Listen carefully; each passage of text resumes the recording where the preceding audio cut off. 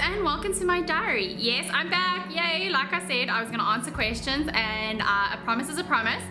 So I've had a look at a few questions and I'll answer them as best as I can. I don't have all the answers, but I'll try my very best. Anyways, so a question I got asked a lot was, how did I train for something like this? For those of you who are just like tuning in like as if it's a channel. I suppose it is a channel, but anyways. I'm answering questions about my 24 and 48 hour run that I did a few weeks ago. And these are just some of the questions that people ask me, and I thought I would answer them. Anyways, so people are asking me, how did I train for something like this? So I kind of feel like I've been training for this like my whole life, to be honest. So for those of you who know me, I have a background since I was 6 years old. I played tennis my whole life, did the whole professional thing, did the whole homeschooling thing, so really been into sort of professional sport my whole life. Not that I'm a running professional, but I did do tennis professionally. So I'm used to being on my feet all day. I'm used to, you know, training hard, working hard. When I started playing tennis, I needed something to sort of, I don't know, I miss being competitive, yet tennis just didn't do it for me. Like I couldn't play at a level that I used to be at a certain level, and now I'm just not at that level anymore. So it was just really frustrating for me. So tennis was just like completely out. So I kind of looked at things and I thought to myself like, what can I do? And they had these warrior races, and they seemed like a lot of fun, but I couldn't get anyone to sign up with me. No one wanted to do it. So I was like, oh well, whatever, you know, I'm one of those people, I'll just do it on my own. So I went and I did really well in these races, and I couldn't understand why, because like I'm little compared to the girls that were winning these things. And I was like, why am I doing decent in this? It's because my running was so much better than a lot of people's, and I made up a lot of time in like obstacles that took me forever. I made up a lot of time in the running. So I was like, okay, cool, well, why didn't I just try a run? So now I am not a runner, not at all. Like when it came to tennis, I trained really, really hard as a tennis player, I really did. But I never felt, and I'll still back this to this day, that running doesn't really help tennis. You have to be agile, and I feel like running makes you really slow. You gotta do your court sprints. I used to do my court sprints every single day. I used to do ladder, skipping, court sprints, you know, I was in the gym. But when it came to like running any sort of distance, even like on a track, I was just like, this isn't for me, and I would find any excuse and I'd miss it. Honestly, I would never ever go to those type of training and that type of practice because I didn't think it was worthwhile, and to be honest, I hated it. It was like not my thing. So yeah, so for me to go and sign up for a race was just quite like out of the blue. So here comes Tegan, she signs up for a 21k. Yeah, I know, right? Who just goes and signs up for 21k? It's me. And I run and I do really well. Well, not like, I mean, like I'm not winning or anything, but I think my time for my first 21k, I think it was like an hour 42. Which if you're a runner, it's not bad. I'm still happy with that sort of time nowadays. And I was just like, oh, well, cool. I feel okay. You know, I was a bit stiff the next day, I was like, whatever. And I had all these people talking about this race that was coming up the next week, the Monster. And there was 32Ks.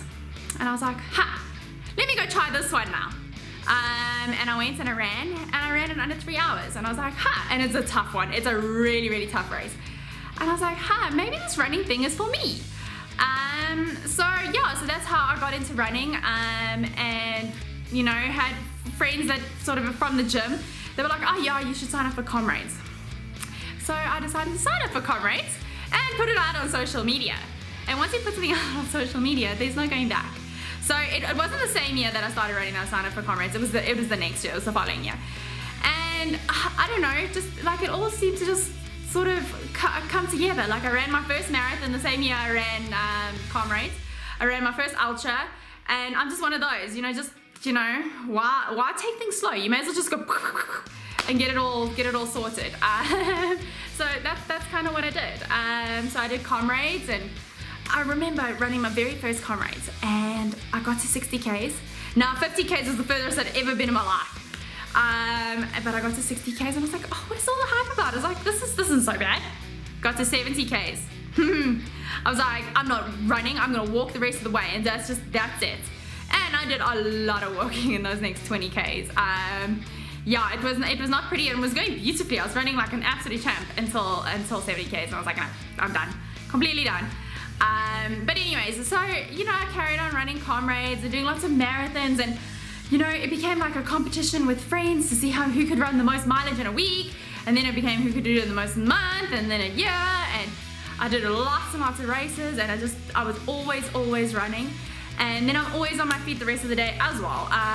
So I never really stop. I'm always doing something. Then I'm doing yoga and just very, very, very active. And so I ran. I don't want to lie to you. Okay, then my next comrades the next year was decent. And then the following year it was a disaster. And that year my running, I'd just been struggling the whole year, struggling. And I had a disastrous comrades. I got really sick, and you can watch back in my previous vlogs and stuff, and I'll tell you all about it. But yeah, it was awful, and I thought running was the worst thing ever. And yeah, but so then getting back into it after comrades, a friend of mine is like, oh, he's gonna run this 100-miler. Now 100 miles is 161 kilometers. And he's like, oh, you should come do it in a team. You can do it in a team of 4. This is Tegan we're talking about. I'm like, no man, if you're gonna do it, do the whole thing. So I was like, okay, cool, well, you know what have I got to lose? I'm gonna sign up for this thing, and also you can go watch all this back in vlogs if you really all that interested. And I said to myself, okay, cool, if I'm not liking it, I'll just, because it was on a circuit, and I was like, well, then I'll just step off, and what have I got to lose? Who cares? I may as well just give it a bash. So I went, and I ran this 161 kilometers. It was very tough. Yeah, it really was tough. I remember going to the bathroom, and because it's public toilets and stuff, I don't sit on the toilet, so I'm squatting, but I'm like looking down, and I passed out. Well, not passed out is a bit of an exaggeration, but I blanked for a while, and I hit my head straight into the door.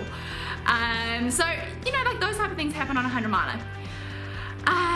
But I ended up coming second overall.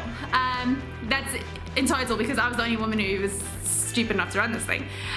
But second overall, so there was one guy that beat me, and I was like, cool, okay, I was tired afterwards, and I was sore, but it was awesome, and I loved the experience, and it sort of gave me a new sort of, I don't know, love for running, and I started running better, and it was just, everything was just so much better again.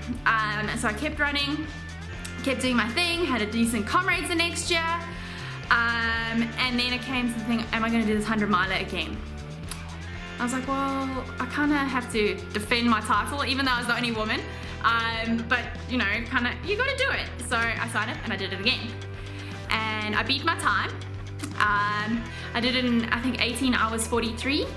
And I won overall. So there were other women this time that did it, and there were men. And yeah, so I ran a really good time. Well, I thought I was happy with the time anyways. And yeah, so that's kind of sort of how that went. And 18:43, and I thought to myself, I wonder, because I'm always looking for bigger and better. That's just my personality. I don't know, I don't think it's the right way to be, because I'm one of those people that's never satisfied. I always want more, which I guess is good because it means you always grow, but then you're never content and you're never happy. So like you have 5 minutes of happiness and like, yay, this was awesome, and then it's like, well, what's next? So now I think to myself, okay, cool, now this is obviously all in 2019, okay, what's the 24-hour record? I wonder what it is. And then I went and looked it up, and I was like, okay, cool. So I would have more than 5 hours to finish, to beat this record, because obviously 100 miles is 161 Ks, and the 24-hour record was just over 190 Ks. So I was like, I think I can do this. But now this has been towards the end of 2019, and then, yeah, for those of you who know me, there was The Bachelor and all that type of stuff that happened towards the end of the year. Yeah, then ran a few more good marathons, and then COVID hit. And then I did the 8,000 Ks during COVID because I had nothing better to do with my life. And yeah, and then this year I had the 400-kilometer challenge that I told you guys about. And I was like, sure, this is like, if I can do this, maybe I can do the 24-hour record. But now we still got COVID, we still got all this type of stuff. But I was like, okay, well, let me train for this 400 Ks, and I do. I just run every day, and I do like not at the moment, but normally do like about 20 Ks a day. So I'm always really well trained. So like I said, you know, I pretty much have been training for this for my whole life. It's just all just sort of, it was step by step by step by step. So then we did this 400 kilometers and I managed beautifully. No problems, sort of coped well. And I was like, you know what? Let's do this 24-hour challenge. And you know, while we were about it, let's do the 48 hours as well. And so that is how it came about, and that is how I trained for it. Look, that was a long-winded answer. I have a feeling like most of them are going to be like that, but I wanted to actually add to my answer. I know, as if my story was not long enough. But I also try and cross-train. Not, you know, like I should swim. I wish I did swim. But like I go to the gym. Okay, I haven't been to the gym much in COVID times, but I do like my weight training at home. I stretch every single day, every day. I love stretching. I stretch in front of the TV and I just stretch. And then I foam roll and I do all that stuff almost every single day. When the gyms are open and things, I like to go to do yoga. I cycle on the stationary bike. Yes, I generally go to the granny bike because the stationary bike hurts my butt. And just, I'm not signing up for that. But, you know, and then I'm on the tennis court all the time. So I do a lot of cross training as well. So I think that helps too. To sort of, I'm not always just straining the same muscles. I'm trying to use different muscles, and I also love to walk and hike and all that kind of thing. So all just adding to the training, I guess. So a lot of what I do, I think, will catch up with me later in life, but it kind of works for me now, which for now is great. Later in life, I probably hate myself, but why I'm saying this is, I don't think people could try and do things the way I do them, because I don't think they would work for anyone else but me. I think it's just been, you know, years and years of things just sort of, I don't know how to explain it, but like, for example, why I'm saying this is I was thinking of, people ask me like, what did I eat? Now, I barely ate anything. Now, I wouldn't ever recommend this to anyone, but it does. Okay, I did want to eat, I just couldn't. I just actually, everything I put in my mouth, that I could chew it, and then I just spit it out. I couldn't actually swallow it, I couldn't even stomach it. And now I love my food, like love my food. So, and it was all my favorites, absolutely everything that I love, because I went and picked all my food and everything, and I couldn't get any of it done. Like I would literally eat half a meatball, or put half a meatball in my mouth, and chew it a few times and then spit it out. Yes, I know, very attractive. But I couldn't eat anything. And I know a lot of people, when they do these long endurance races and things, they force themselves, but I can't. If I force myself, then I feel 10 times worse, and then I feel ill, and then I feel nauseous, and I can't run like that. So it probably does catch up with me, but I get all my calories and all my energy from drinks. So you know, like I drink a lot of sugary stuff, and it's just sugar. Sorry, I keep forgetting to check how much space I've got left on my flipping camera, and then I ran out of space in the middle of my whole story. But yeah, so anyways, I get most of my calories from drinks, and I drink a lot of sugary drinks because I couldn't face eating. And I tried to start early and start eating early, and it didn't work. Eventually, when I even tried baby purity. I went and I specifically bought baby purity because I thought, okay, cool, maybe that I can get down, because you know the problem is I can't chew and my mouth's so dry and I can't swallow. So I thought, you know, this would work beautifully until I tasted it. I don't think I loved it as a kid or as a baby, and I most certainly still don't love it now. So, yeah, I put the spoon in my mouth and I was like, nope, that is not happening. So yeah, no, none of that type of thing worked. I eventually got some food down when I stopped between the 24 and 48. So that's pretty much, I went, you know, the whole 24 hours without food. Again, not great, don't copy me. It works for me, but I don't think it would work for very many people. I think you would actually, you would die. But I've got quite a bit of body fat, so that can keep me going. What was I saying? Oh yes, so in between, I was like, oh, what can I eat? I need to eat something, because I know I've got to go for another whole 24 hours. I can't not eat anything. And I try and think of something as bland as possible. So I was like, no, Dad, please go buy me some McDonald's chips. And I did tell you guys a story in my previous vlog, but friends went and got me McDonald's, and I got the chips and I got a burger, which took me about 2 hours to eat, but at least I ate something. And yeah, so during the 48 hour I ate a little bit more, but only a little bit more. And And yeah, so I wouldn't recommend that diet. And but my diet at home, I think, because a lot of people say like, oh, didn't you cramp? What about cramps? I have a very high salt intake, so thankfully I don't cramp very often. I cramp when I wear high heels. That's when I cramp. You know, my calves are then like, oh, what are you doing to me? You know, you can run hundreds of kilometers, but you can't walk around in heels. Yeah, and I like my sugars and stuff like that. So that's how I survive. And I think, yeah, just keeping like almost like a sugar high. So yeah, that was my nutrition for my race. So again, probably not good for me later in life, but it works for me now. Is, okay, so a question I got asked a lot as well is, how much did you sleep? Were you allowed to sleep? Were you allowed to stop? So I could pretty much stop whenever I wanted. I couldn't leave the venue, but you can stop, you can rest, you can go to the bathroom, you know, you can have a nap. If you want to have a nap, you can sleep. And now going 24 hours without sleeping is hard enough. Going 48 hours without sleeping is like almost impossible. But thankfully, I am a terrible sleeper. I don't sleep a lot, and I sleep really badly, and I don't think it's great for my health. I know I can feel it's not great for my health, but it did make this 48-hour not impossible for me. Because I'm used to being deprived of sleep, I was able to, you know, half function. There were times where I was like, oh, I just really want my bed right now. And in total, I probably slept about 2 hours. I did try and sleep twice. The first time was just impossible, and the second time it was impossible not to. I was that tired. But yeah, so really like 2 hours sleep in 2 days. Yeah, it was rough, but again, everything just seemed to play to my strengths almost.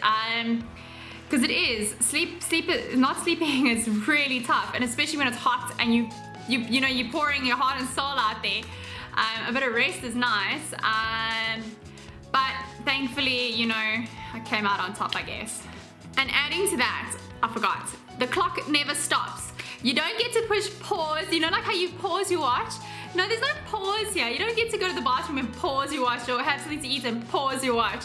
It gets from the time you start till the 48 hours is over, it keeps going, no matter what you are doing. Medical, bathroom, eating, sleeping, it just keeps going. So obviously, the less you rest, you know, the more time you have, but then you got to weigh it up. If I rest, am I going to be able to move faster, or am I just going to be losing time? And I guess, you know, the only way to find that out is to actually go and do it and sort of try things out and feel it out. But I mean, like, this isn't something you really practice. You don't just go run 24 hours as training or 48 hours as training. Well, I don't, maybe you do, but I most certainly don't. What do I think about when I'm on the road and when I'm running for so long? Like, you know, like, where does your mind go? What does your mind do? You know, everything and nothing. My mind is often all over the place, and I don't know, just the most random thoughts, and that's, I don't know, my mind is difficult. It's very difficult to be in my head. I wouldn't wish it on my worst enemy, to be completely honest. So when I run, it's actually kind of peaceful. It's, you know, it kind of switches off a little bit, and I can be very mindless when I run. I'll have some stupid, weird goals that I set for myself. Like when I'm on the roads and things, I count cars. I have to do certain things and whatnot. When I was running in the middle of the night, I had to do a certain pace, and I had to keep that pace, and I could minus a certain amount. So, okay, for example, I had to do a lap in a certain amount of time, and if I was under that amount of time, I could, those extra seconds or minutes or whatever, I could add to my next like bathroom break, and then I could take a bathroom break. So I had to have sort of in the bag 2.5 minutes to go to the bathroom.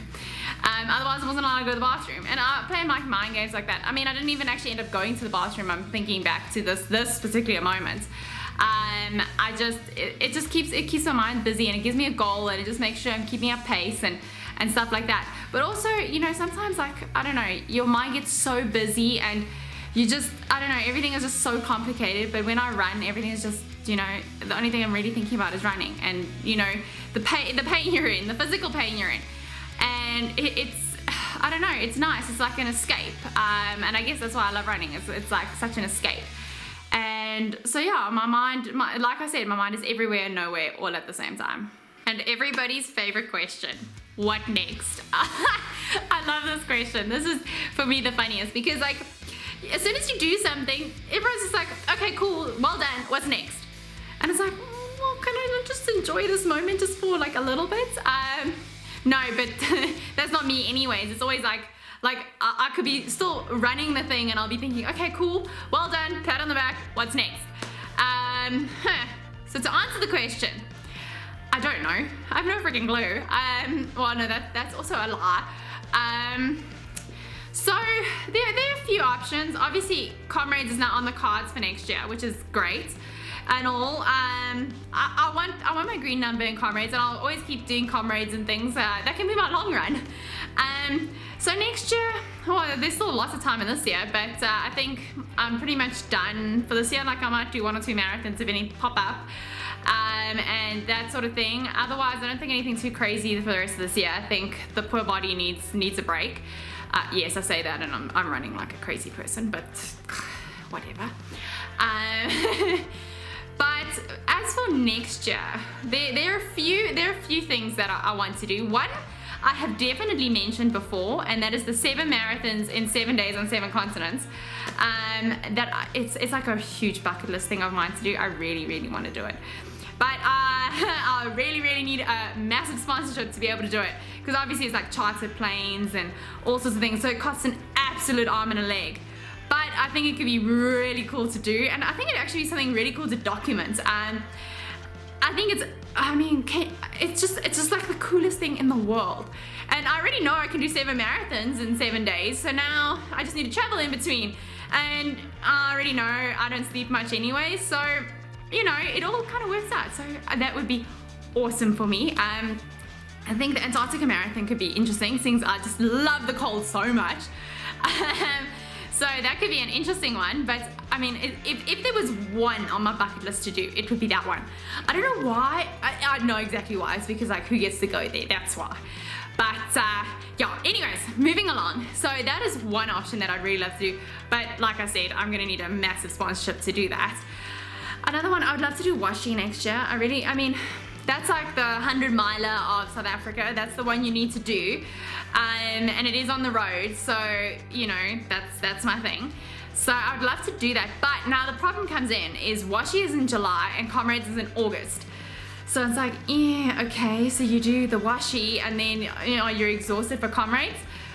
Can I recover? It's a little bit like a month in between. Can I recover in a month? Probably. Will I run my best Comrades? Probably not. So I don't know, that's also another option. Do I just focus completely on Comrades and try and get like a really good Comrades time? I don't know. Like I would love, obviously, you know, like you guys know, I'd love to get silver in Comrades one day. But yeah, I don't know, I don't know if I can do it. I know my dad likes to think I can definitely do it. And I think I can, maybe, I hope, maybe one day. But like I said, there's lots of things to do. Unfortunately, I've only got 2 legs, so I can't do everything I want to do. Well, not all at once. Maybe I can do it like in stages. I don't know. And then the other thing that is massively on my bucket list, but like massively, is the Spartathlon in Greece. That's 250 Ks. You've got 36 hours to do 250 Ks. And that's also on the road, and that just looks so cool. I would love to do that. And that would be in September. So I don't know. Maybe go Washi, then go Comrades, then go Spartathlon, and then maybe like, I don't know when the 7 marathons on 7 continents is, because obviously it's not just me who does it, so it's an organized thing.